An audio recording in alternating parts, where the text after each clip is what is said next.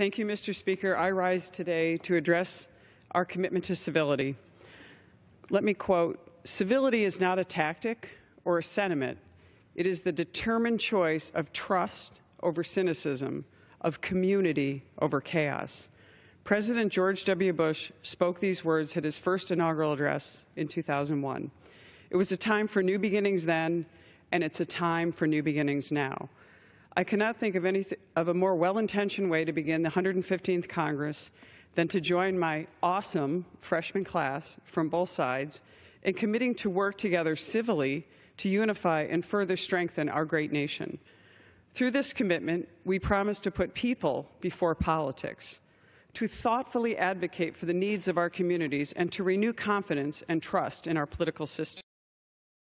Although we may disagree on a number of issues, this commitment we make to each other today ensures that we will work together to always promote a positive and constructive discourse in our critically important work as representatives of the American people.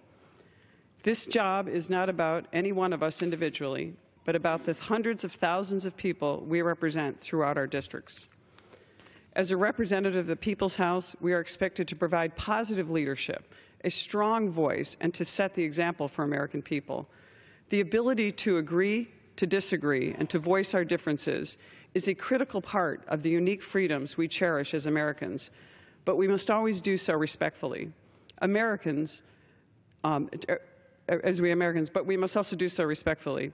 Malicious discourse is a disservice to those who risk their lives to fight for our freedoms and everything that our great nation stands for.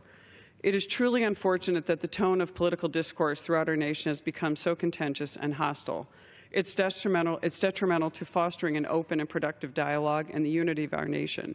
The commitment our class makes today solidifies this promise to work together peacefully to provide leadership and inspiration to the American people while further promoting the freedoms and individual rights that make our nation the greatest in the world.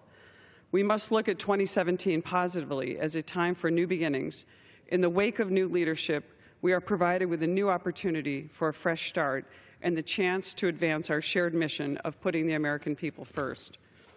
It is my hope that our efforts of our great freshman class today, and I argue could be one of the greatest of this august body's history, will inspire people throughout the nation to turn towards civility and to always treat each other with respect despite our differences.